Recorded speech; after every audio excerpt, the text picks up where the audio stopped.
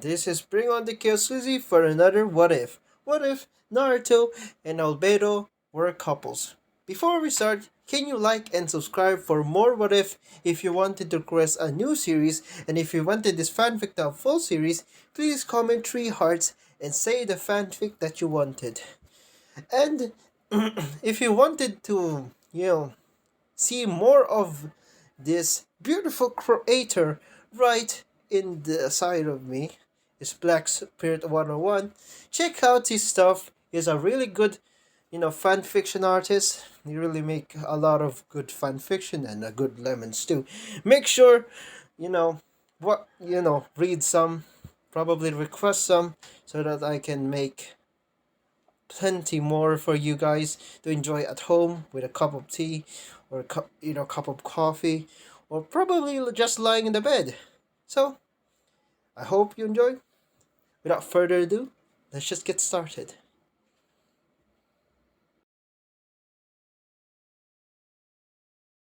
Chapter 1: Birth and Rebirth. October 10th. A night that could only be described as a nightmare made flesh. The Kyuubi no Yoko, a powerful Beiyu that was both majestic and dangerous than anything else. Just one swipe of its tails would annihilate a mountain. Trees were destroyed with every attack and left areas deserted. But in the final hours of the fight, the Yondaime showed up with his newborn son, Naruto. The child had his father's yellow hair, and had 3 whisker marks on either cheeks, as it slept in his father's arms. Deciding there was no other option, Minato sealed the beast into Naruto in hopes that the child would be the savior. Kushina had barely survived the birthing of Naruto, and now he was going to give his life to help Naruto and the village. Summoning the Shinigami, he told the Death God to seal the beast into Naruto at the cost of his own life. But when the Shinigami sealed the beast, he told Minato that the child held absolute power that had never been seen before for over 1,000 years. Thinking it was something good, Minato was given his life back and the Shinigami vanished. Naruto was still asleep and had remained asleep. Minato scooped the child up and taken him to his mother, who had been moved to the hospital. Handing her the child, she smiled to her husband and ran her fingers through the child's smooth hair. A few days later, Kushina was finally discharged, but things were getting weird for the child. There was something very wrong, and the reason was that they couldn't feel the child's chakra. It was like it was non-existent. Never there to begin with. That was when Kushina took the child and held him in her arms. She kissed his forehead and asked the child to open her eyes.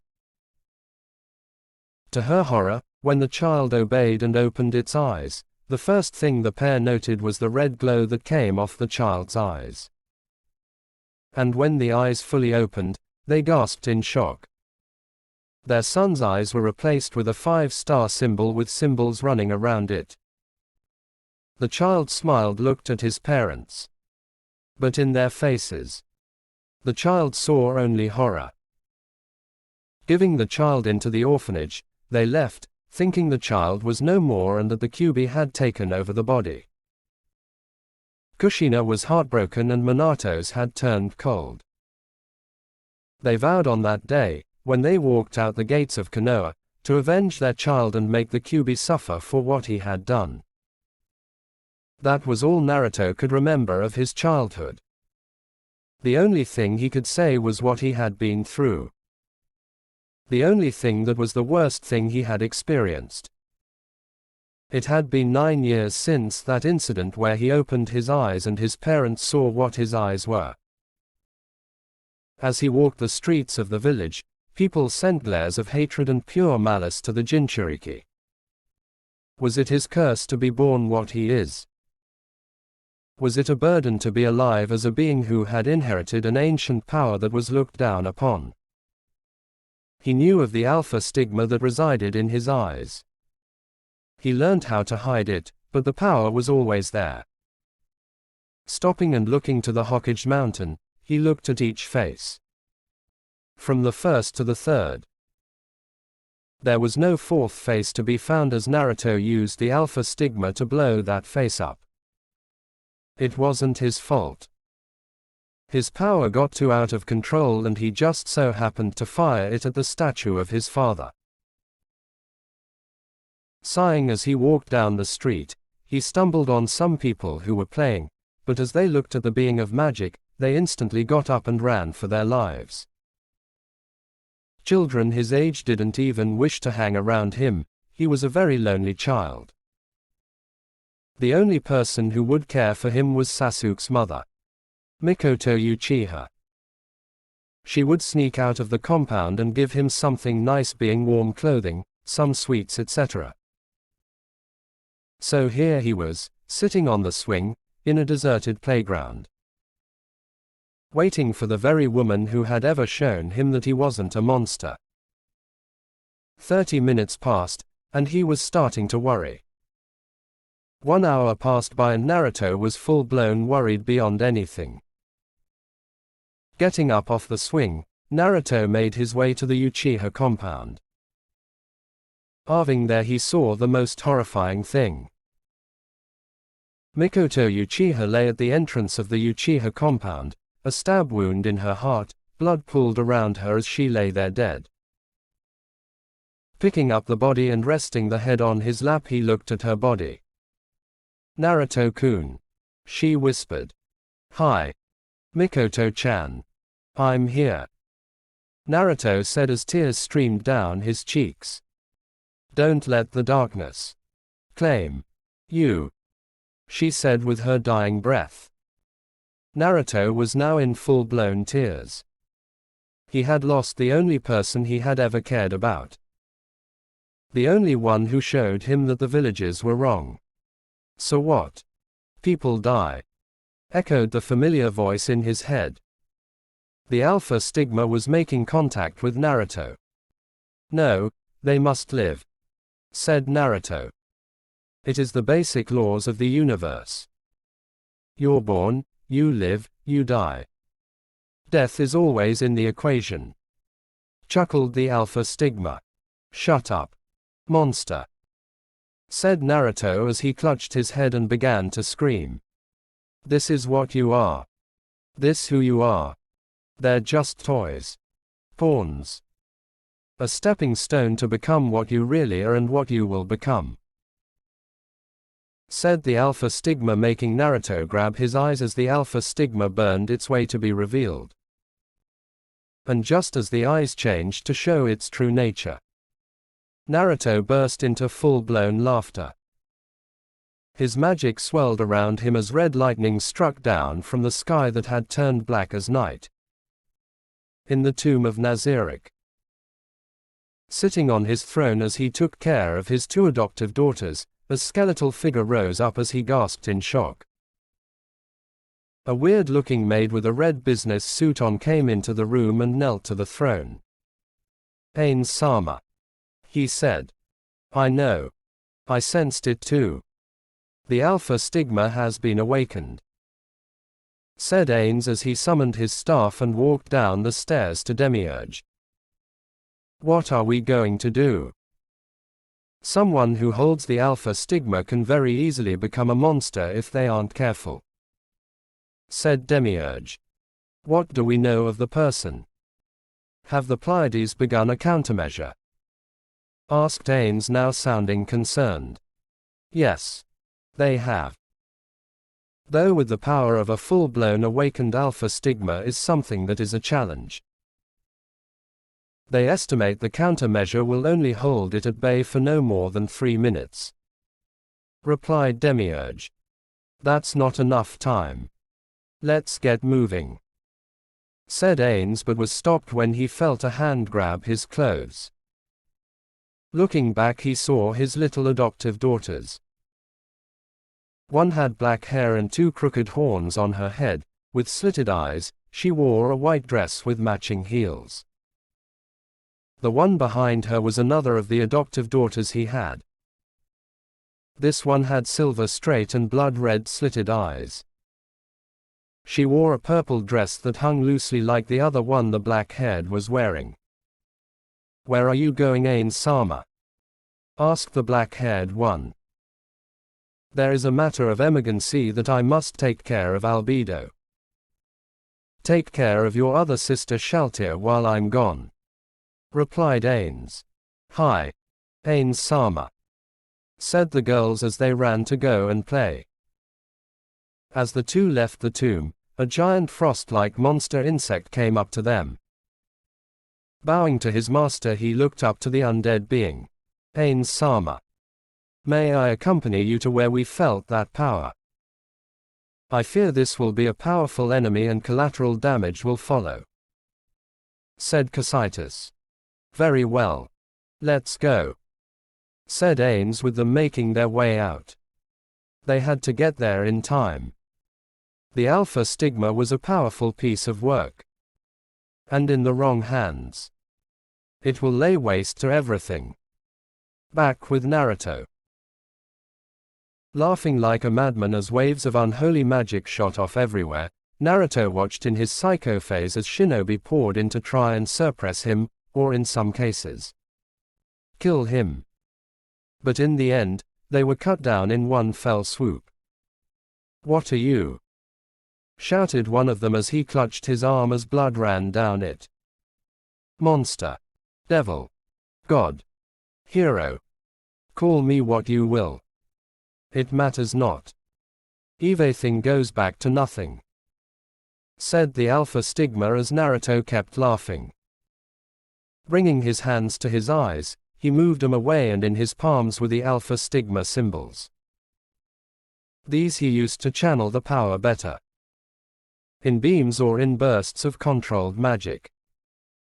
Bringing his hands in front of him, he fired a black beam of magic that wiped out the person in one shot.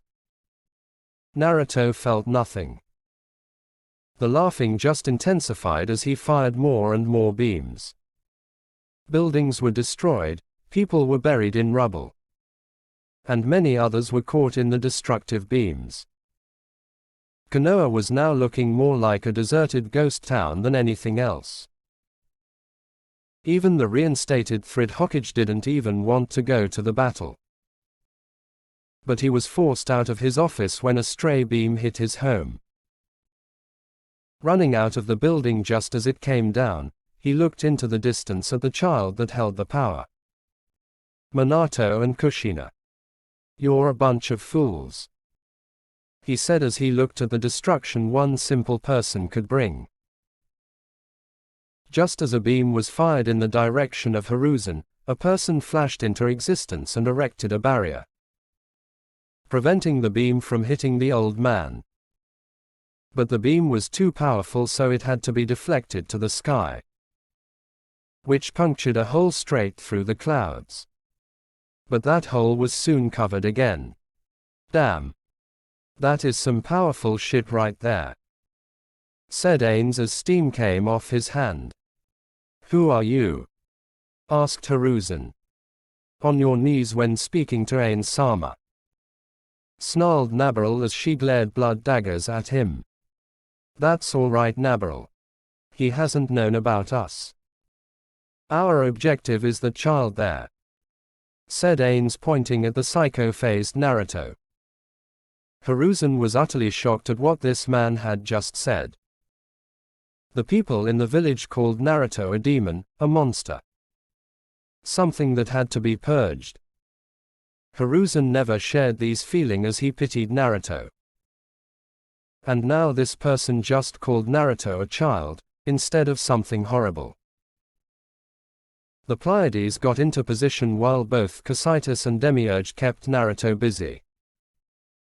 Even with the coordination of Ains, the boy moved with incredible speed. And every time Demiurge or Cocytus would move, he would teleport or be there before them, glaring at them with his cursed eyes.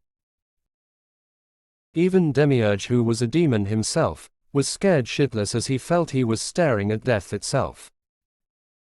And that is rare to see on the face of a demon. Pulling up the barrier, Nabaril and Ains entered and confronted Naruto. Demiurge went to go and check on the woman nearby. Seeing that she was still alive but barely, he told Ains about it. Using this to break Naruto out of it, he shouted to him, "Child, the woman is still alive. She is not looking good but she can be saved," shouted Ains, making Naruto's eyes widen, even the alpha stigma, blazing in his eyes, dimmed Abbott. "No, that is a lie," said the alpha stigma as it tried to remain burning bright in Naruto's eyes. "She is alive. See," said Demiurge as he used a bit of his magic to give her the ability to move. "Naruto-kun, stop," she said. "Damn it. I can't," said the alpha stigma as Naruto struggled to close his eyes. "Nabaril, do it. The barrier is at its limit and if it drops, we won't hold him back if the alpha stigma goes crazy again now," said Ains as the magic circles around him died out to a mere glimpse. But just as Nabaril came close, a wave of power came off Naruto and he grabbed Nabaril by the hand. "Lady, I'm sorry. I can't do it. You have to close my eyes," said Naruto as he held Nabaril up. The 14-year-old Pleiades did as Naruto asked. An made her that age to add in the compatibility with the mistress type thing. Reaching out, she felt Naruto's other hand grab her throat and begin to choke her to death. "Child, stop," she said as she battled to breathe. Naruto just stood there smiling up a storm as his fingers tightened around her neck. "You're not a monster," she said as she felt Naruto's hands loosen from what she said. "You are not a monster," she shouted as he hand-made it to its target. His eyes. Pulling the lids down, the sky cleared to reveal its late afternoon lighting and the birds returned to chirping in the trees.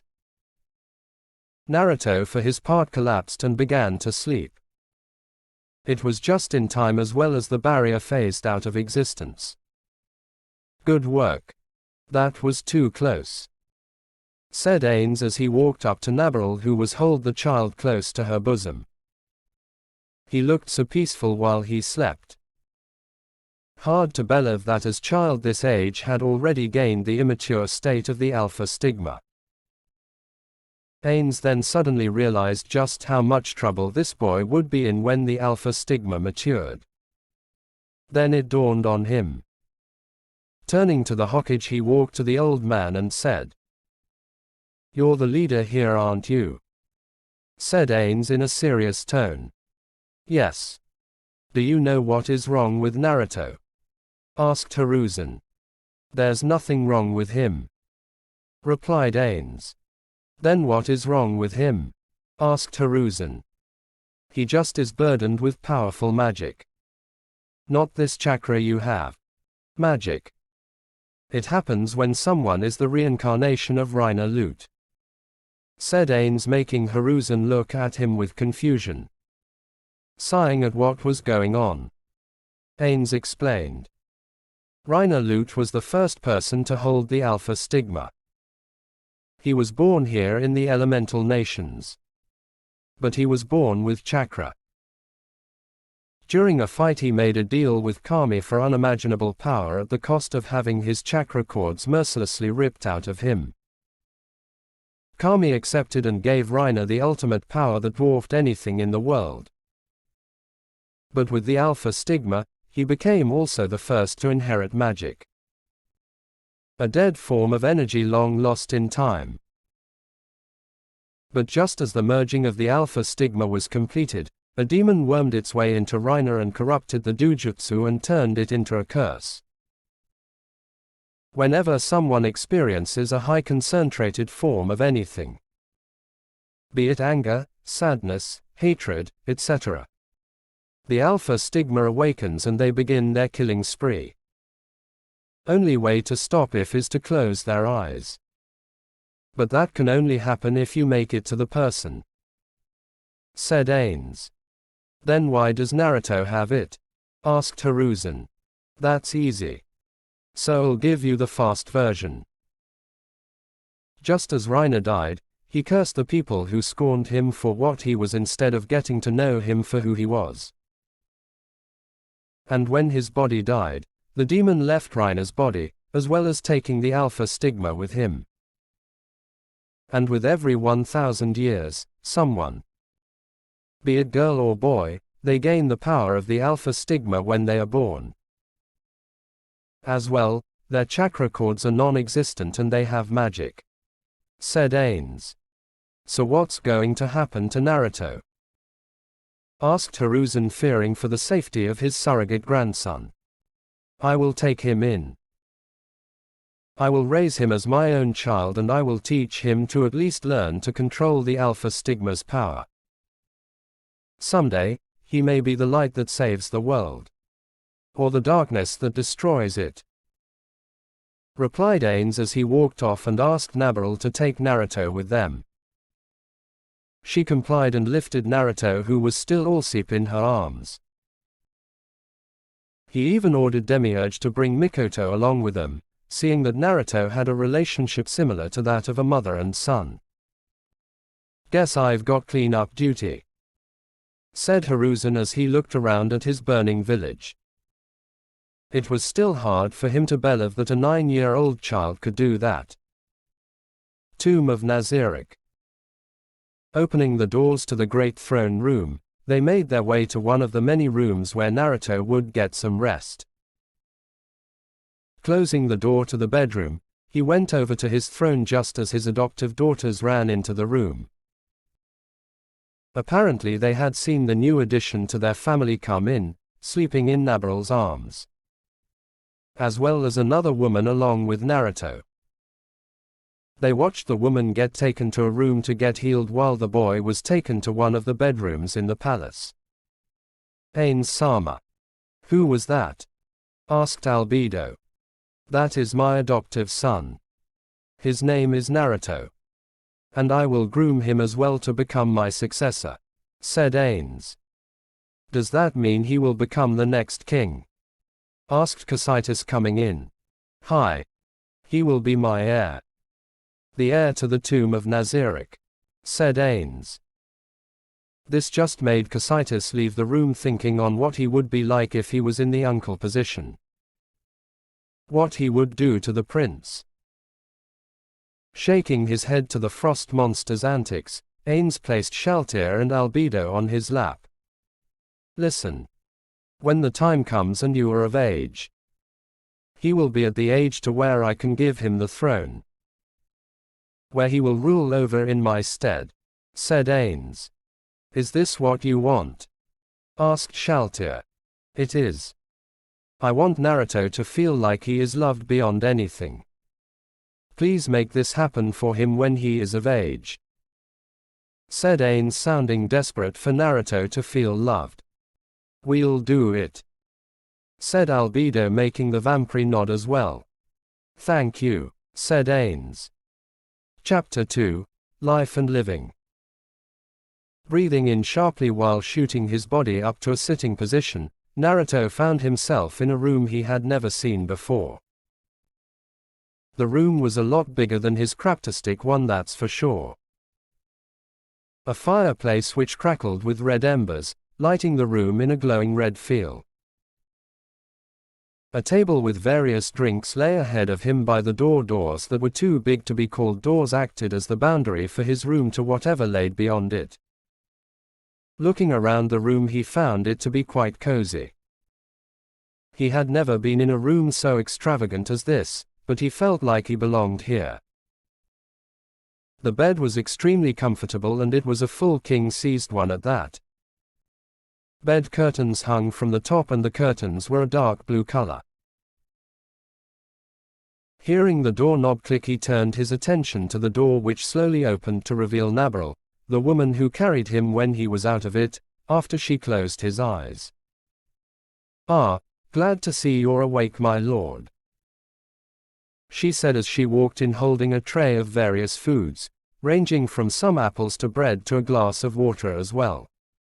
Ah, Thanks, was all Naruto said as he looked at her, as well as wondering why she called him what she called him.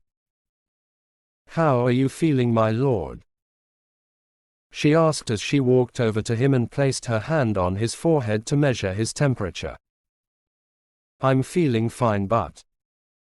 At that moment, the things that had happened last night flashed into his mind. Him seeing Mikoto, his surrogate mother lying there dead, and then his snap. And then, what happened?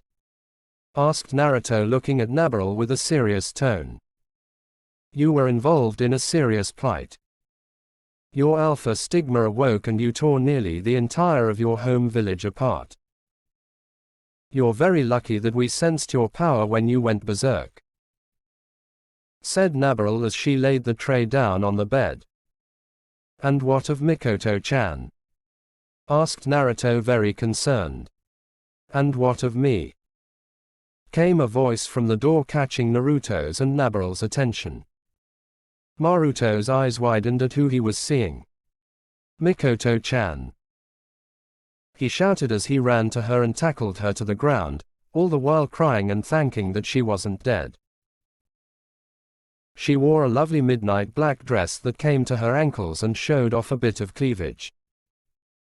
The perfect balance between sexy and serious. Matching shoes accompanied her new look. Mikoto just smiled lovingly at the child on top of her. Stroking his hair as a mother would, she kissed his head. Getting off her, and thanking her one last time for not dying, they got him accustomed to the tomb of Nazarick.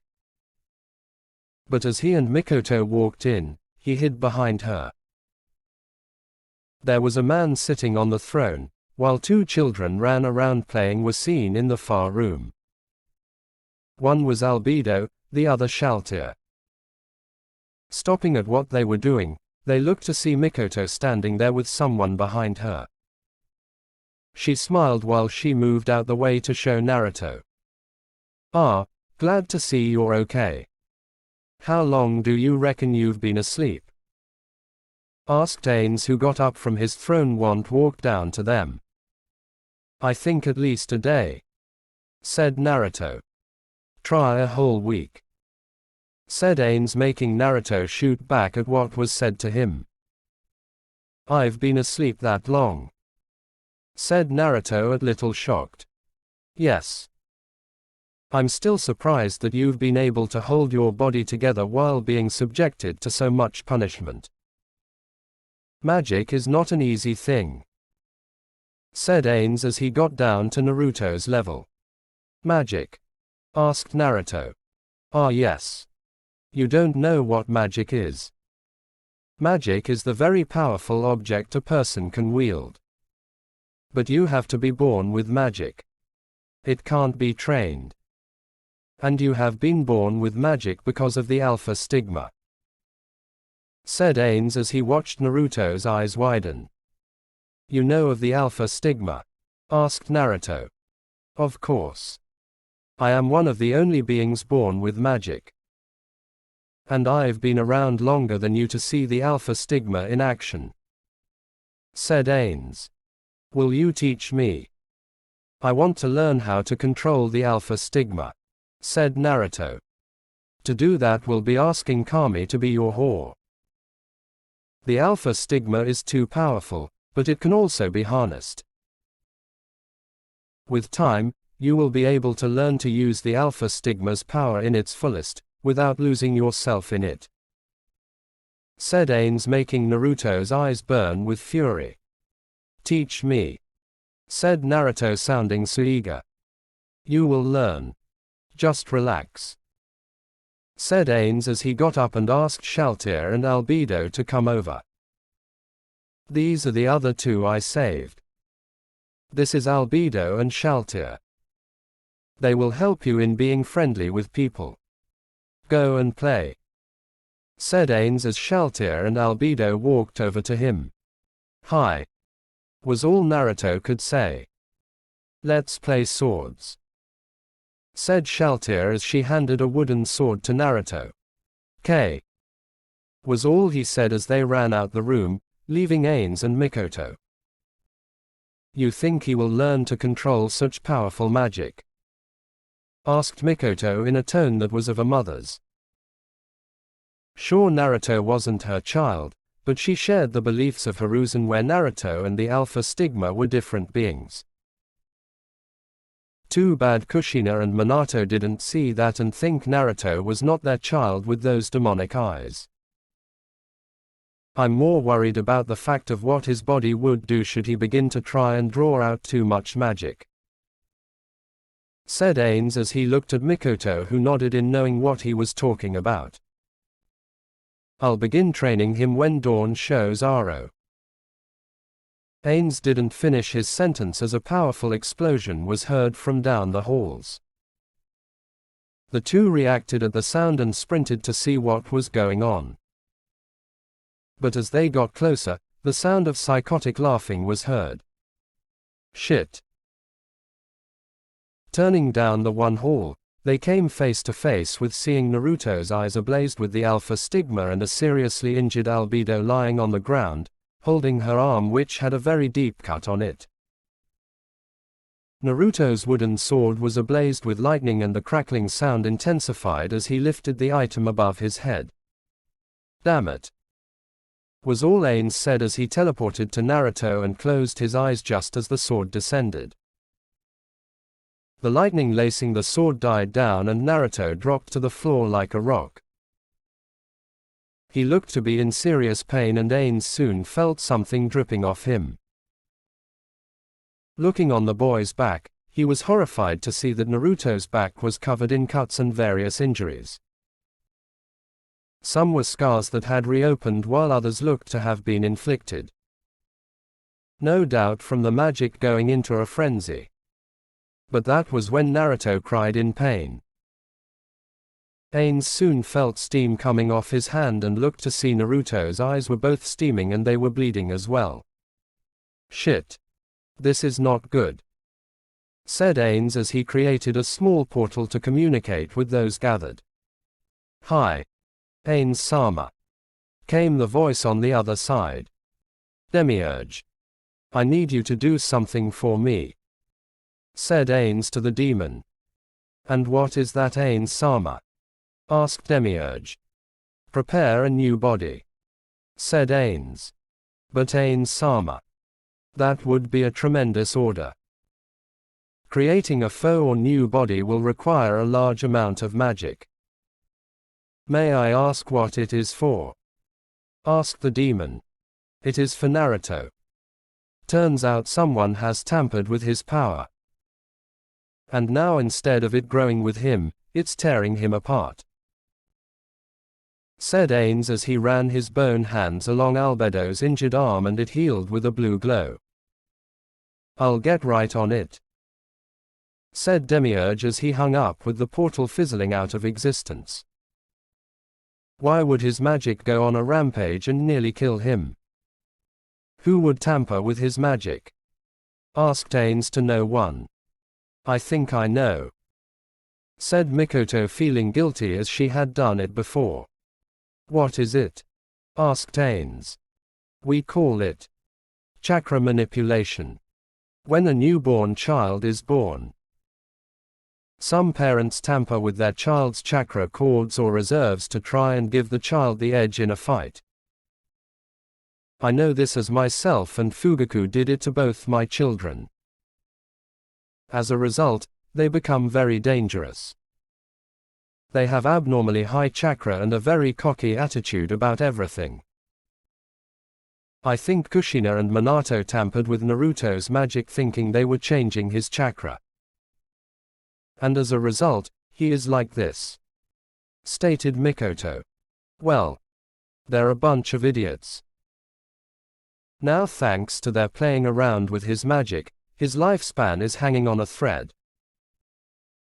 Do you know how long they fucked with his magic thinking they were playing with his chakra? Asked Ains, a little agitated at what the boy's parents did. They played with his magic for well over 5 months, said Mikoto, making Ains's non-existent eyes widen in horror. What? asked Mikoto, thinking something was wrong. That would mean the boy has only 5 weeks left to live, said Ains, feeling so powerless at the fate the boy was cursed with. If it was something else, it would be okay.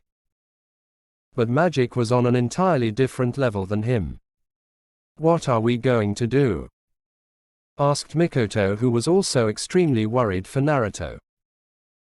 He'll die if Demiurge doesn't create a new body for Naruto. But seeing that he has a Beu inside him, we have no choice but to set the beast free, said Ains as he placed his hand on the stomach of Naruto. Pulling his hand away, emerged an orb the color of blood. It pulsed with incredible power, and the two felt a sense of dread wash over them. Reaching into his pocket, he stuffed the orb inside it, sealing it inside a dimension where it will not hurt anyone. With that sorted out, he had to get Naruto to not use any magic and to have him be docile until the new body was created. He was really hoping that Naruto's true parents were going to pay for messing around with magic. And especially a child who held the Alpha Stigma at that. The Alpha Stigma was the very reason why Naruto was born with magic in the first place. Should Naruto have unleashed the Alpha Stigma when his parents were finished fucking with his magic, the child would die instantly from the influx of negative magic. That was another thing. The Alpha Stigma not only corrupts the person's mind when it awakens, but also causes a parallel shift in their magic, making it take on a whole new frequency. One which is so dark, you'll feel like you're trapped in an endless abyss. Ains and Mikoto are really praying that Naruto would pull through. He didn't want to lose his adoptive son when he had only gotten him back after a week. Chapter 3, Blessed and Blessings. It was warm summer's day in the tomb of Nazarick. Birds chirped in the trees, ushering a beautiful song to the people around them. The distant sounds of water rushing down into a waterfall was a lovely sound to hear.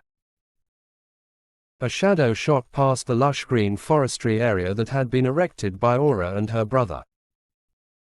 Honestly, why don't they dress their gender? Serious gender bending right there. But back to the task at hand. A few feet away from the shadow shot another shadow, slowly gaining ground on the person she was chasing. The person in front panted as he looked over its shoulder, desperately clawing at the air to try and pull ahead from the chaser. Jumping into the clearing, the shadow revealed itself to be a girl with mint green hair, white clothes that consisted of a white top that was cut to show of her smooth-toned belly and a pair of skirts. And that's shorts and skirt combined. Yes, they do exist. Mesh armor under her top and lowers. She had piercing yellow-brown eyes and she looked to be in a state of panic. Jumping into the clearing came her chaser. Now this person was a tall, well-built man with charcoal black hair that came to his shoulders. His eyes were a piercing purple and his clothing consisted of a black tank top under a red trench coat with the sleeves pulled up to the elbows, showing off the tribal tattoos that snaked all over his body. For trousers he wore black long pants with red running along the side. And he wore steel-toed pointed shoes. On the back of the trench coat was 2 tomo that somehow gave the opponent a very uneasy feeling. "Take this," shouted the girl as she threw a multitude of kunai while going through some hand signs. "Beu art, 1,000 bytes," she said as the kunai turned into small little bugs that resembled beetles that held a poisonous bite to them. "What I seek is thunder," shouted the black-haired teen. "Not bad. Crushing blow," shouted the girl as she slammed her hands on the ground, forming a set of 2 hands that gripped the teen and held him there. "Void Devil's Parade." shouted the teen, and a volley of darkness exploded around him, destroying the rock hands in the process. But it didn't end there. From the darkness aura surrounding him, a set of 4 tendrils shot out and gathered at his feet, forming what looked to be some very vicious hellhound-like creatures. They were all steaming and had eyes that were full of hatred and malice. "Attack," said the teen as he pointed to the girl. The hellhounds charged forward and bared their black fangs, scarring the girl to the point where she dropped down the floor holding her hands on her head. She screamed as loud as she could, scrunching her eyes closed, and waited for the inevitable. But it never came, as the sound of fingers snapping were heard and the hellhounds ceased to exist. "Good going, Fu-chan. You had me resort to one of my more intermediate basic spells. Good job," said the man as he walked over to the girl known as Fu. "Well, you could have gone easier on me. That attack always scares me. Regardless on if I'm receiving it or not. You know that, right, Naruto-kun?" asked Fu as she took the hand extended to her which Naruto was holding out to her.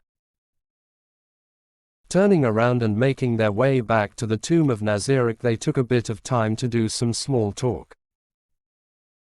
Yes, this person with the black hair and purple eyes was Naruto himself. Ever since the day he learned his old body was dying and would be dead in 5 days thanks to his idiot parents for fucking with his magic, he wasted no time in using less magic as possible until Demiurge had finished the creation of his new body. Thanks to the demon and Ains who helped with the creation and merging of Naruto's conscience and magic powers, along with the alpha stigma into the new body, Naruto had seen Ains as his father figure. Mikoto had also been happy to play the part along with Ains as to being a married couple even though they weren't married in real life. In fact, Mikoto was already in a very pleasurable relationship with someone else.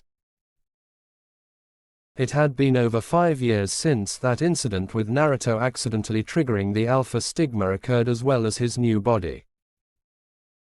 Walking into the tomb, Naruto found himself face to face with his surrogate mother.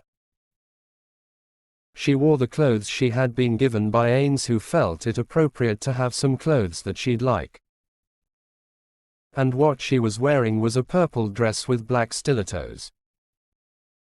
Her hair was tied in a braid and hanging over her left shoulder. She also wore red lipstick. "Ka-san, how are you?" asked Naruto as he walked over to her and gave her a hug, to which she responded to and hugged him back and gave him a kiss on the head.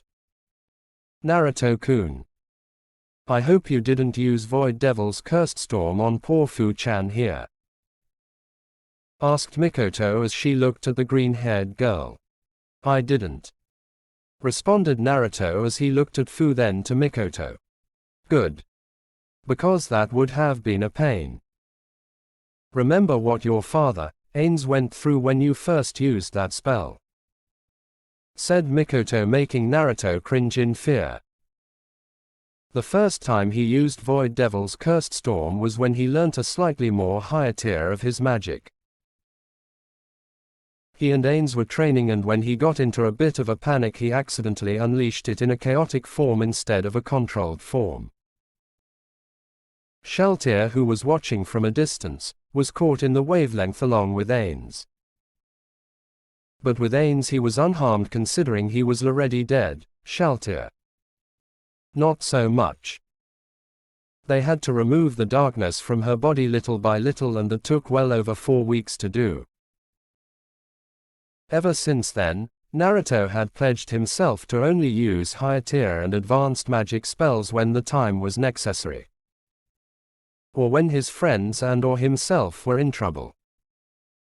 Breaking away from Mikoto, Naruto continued his walk along the halls of the Great Tomb. He couldn't believe that with his surrogate father, Ains, he had inherited this massive place as his when he is of age. His birthday was tomorrow night, and from there, Ains told him that he'd ascend to the throne as Kami called him back, which also just so happened to be on his birthday. Walking into the room he used as his, he opened it up to find his silver-haired girlfriend with purple ringed eyes. She had a very shapely figure on her, with her chest being an easy D cup. She had chocolate skin and she even had a very lovely smell to her. Something that resembled roses. "How is my betrothed doing?" she asked as she got out the bed and sauntered over to him, flinging her arms around his neck and pushing her lower body against him. "Doing just fine, my fiancé," said Naruto as he wrapped his arms around her waist and drew her close, finally meshing their lips together. During the years where Naruto was training along with Ains, he stumbled across a prison which held various people for various crimes. So Naruto went in and began negotiations with the warden. After hearing all he had to say, Naruto proposed a deal, his endorsements, in exchange for one inmate of his choosing. The warden agreed to these conditions, and that is how Naruto and Ryuzetsu met. She fell in love with the magic wielder ever since she found out about him being who he was. Naruto had also showed her his Alpha Saitama, where it was in its sealed state where he could copy a person's jutsu and turn it into a spell. It was pretty cool, but it was very dangerous, as if the spell was not compatible with his way of living, it would reject him and he'd be electrocuted. But so far, he had unlocked his Void Devil Slayer magic as well as some lightning-based attacks. Breaking from their kiss, Ryuzetsu ran her fingers through his silk-smooth black hair. She really enjoyed the way he looked. He had previously shown her a picture of what he looked like before his new look replaced it. She told him that she preferred either look. Walking out the bedroom along with her, Naruto walked into just a few of the other women who fell in love with Naruto. One was a very feisty blonde-haired woman who went by the name of Ferris. Naruto found her passed out from fatigue just by the tomb. He took her into the tomb and nursed her back to health. Albedo and Shaltir were a little pissed off at the fact that this blondie came into the Naruto-kun's life and weaseled her way into his heart. But after a very heated talk with Naruto, they agreed to share him. Ferris enjoyed to spar with Naruto almost every chance she could find. The next was a fiery redhead who went by the name of Lilith. She was a very special case when it came to her style of fighting. When she first got to the tomb, due to her sensing a powerful magic in the area, she just so happened to find our black-haired teen in a rampaged state where his alpha stigma was in full force. So, she shot him down with a powerful shot made of her magic. After finding out that he did it by accident, she decided to help the heir of Nazarick learn his powers. Even helping him, along with Ferris, where they taught him that he can suppress it for only a good 30 seconds. It didn't seem like a lot of time allocated, but those 30 seconds sometimes saved lives from being ended. And then there was Albedo and Shaltir, the very two women who were the first to fall in love with Naruto. Ever since that incident 5 years ago, Naruto had sworn to always protect them and never let the alpha stigma take control like it did when he injured Albedo. Both Albedo and Shaltir felt the pain Naruto had when he wounded her, and ever since then, the trio formed a very tight bond to the point where they are no longer embarrassed when the other walks in on them in the bath or shower. Sure, they would yell, but that was only on some occasions. But tonight, Ains was going to give Naruto what he was planning all along: the throne to Nazarick. The Pleiades had already recognized Naruto as their new master, and on top of that, Nabaril had gotten very comfortable around the prince. to the point where whatever compliment he gave, she'd blush and just say it was nothing. But deep down she really felt that she had a connection with Naruto, even though he had many women with him and one whom he was betrothed to. With the Namika's family. Walking into the village with two little girls by their side, they smiled like any other normal family would. Kushina didn't even look a day over 29 and Minato still looked like he did 13 years ago. The only thing that did change was the fact that they had two new children with them. One went by the name of Yuki while the other went by the name Ikumi. Yes, both children were girls and Minato and Kushina were fine with that. As well, they were already making plans of making their two children the heirs to the family names. Yuki to the Namika's name and Ikumi to the Uzumaki name. One child was 12 and the other was 7. Walking into the office they came face to face with Hiruzen, who had mountains of paperwork to do. He looked to be in a state of solitude and was constantly sighing to himself as he stamped yet another document. Under his table on his legs was a note that Ains had sent the ago-old Hokage. It read, "Hokage. Naruto has been perfecting his magic abilities to the point where he can now even match me. As well, due to the tampering of his magic when he was young, we had to give him a new body. Everything is all fine here. He still has to learn to come to grips with his power of the Alpha Stigma, but he has shown a brilliant aptitude to Void Devil Slayer magic, a very dead and ancient form of magic which taps into the powers of darkness. His power will even surpass mine in time. Ains Ul Gaon." Looking up, he nearly fell off his chair as he stared at the people he didn't want to meet. Directly in front of him was Kushina, Minato and two little girls no older than the age of 5. Getting up from his desk, he slowly walked over to the family, kicking the letter under his table as he got up. Stopping in front of Minato, he asked a simple question. "Why are you here?" He asked in a tone that was hard to pinpoint on whether it was serious or happy.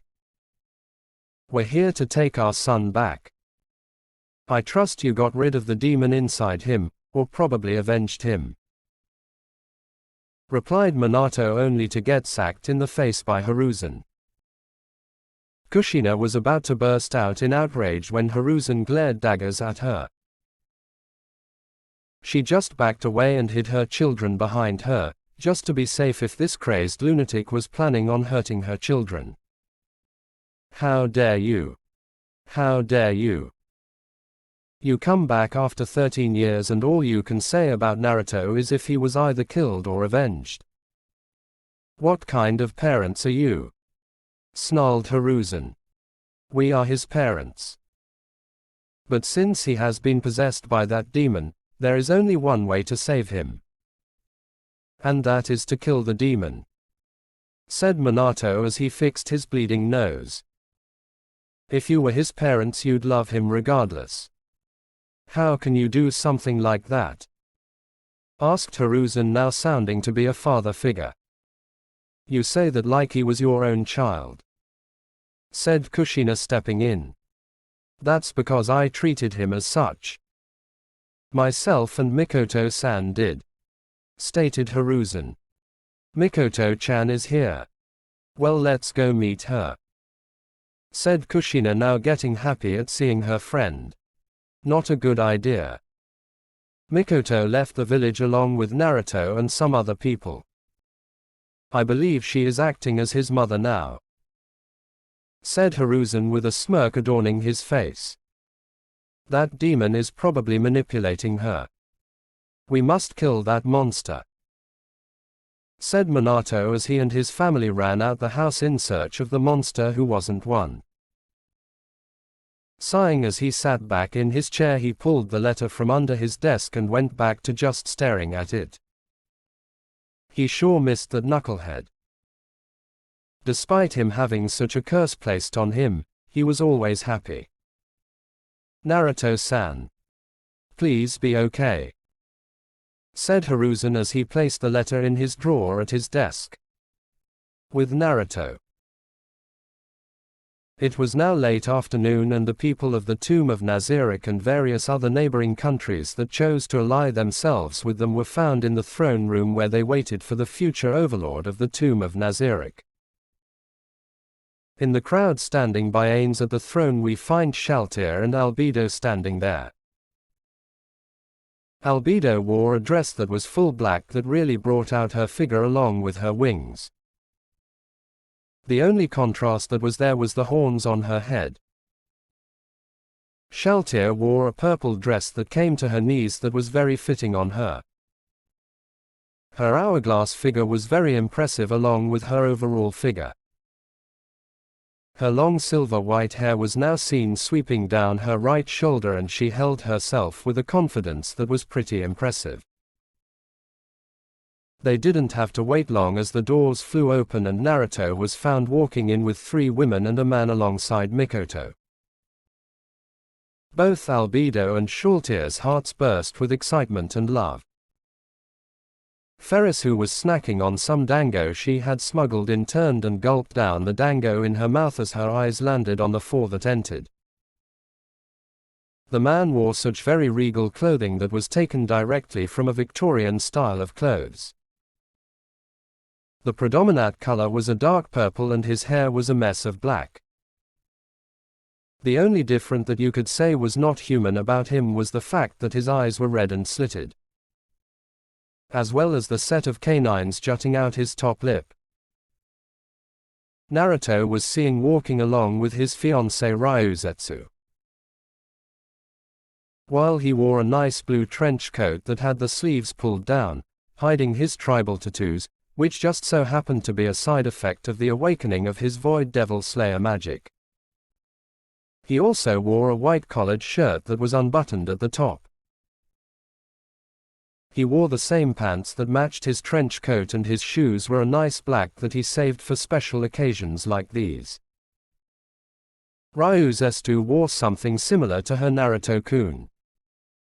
She wore a deep blue dress that had the straps cut off and the dress coming to her thighs.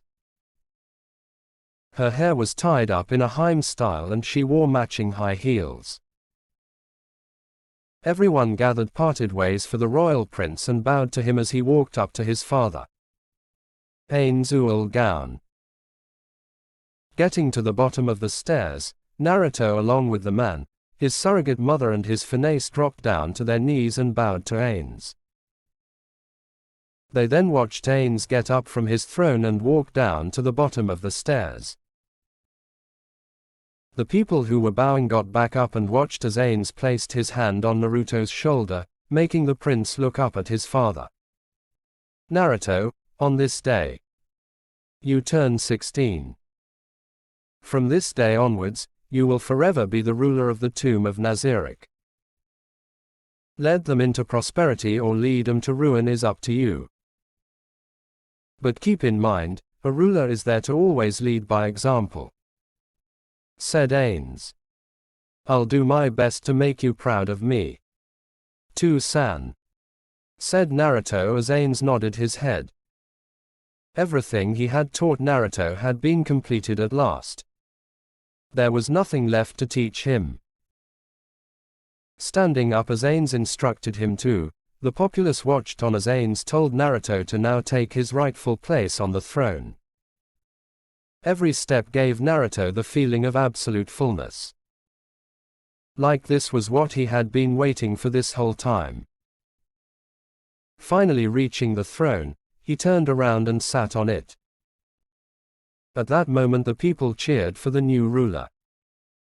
They cheered for the new line of rulers that will come from their new overlord. They cheered for the new start in the next chapter.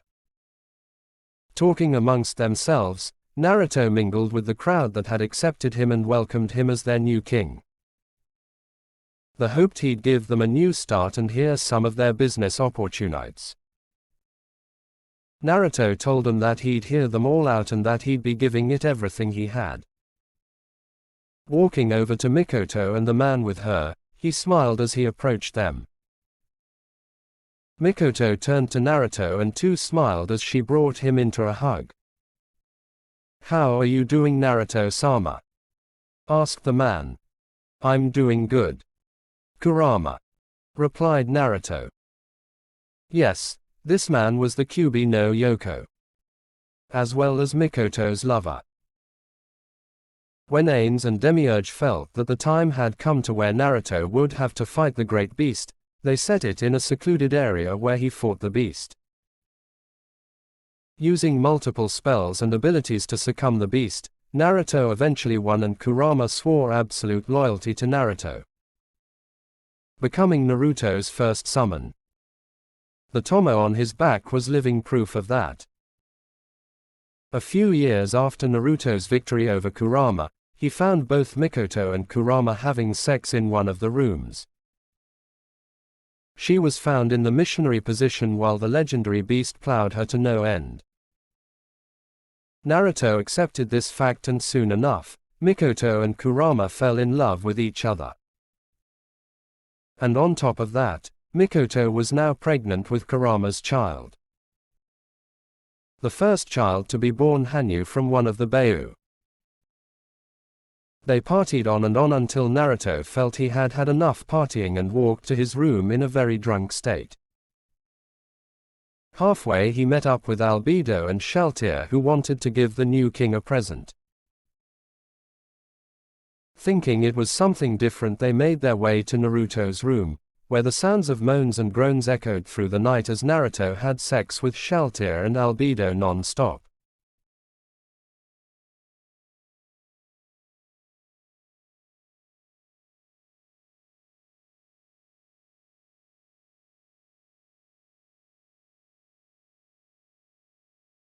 Thanks for watching. Please subscribe and like this video if you want some more what if video. Comment 3 hearts for more what if.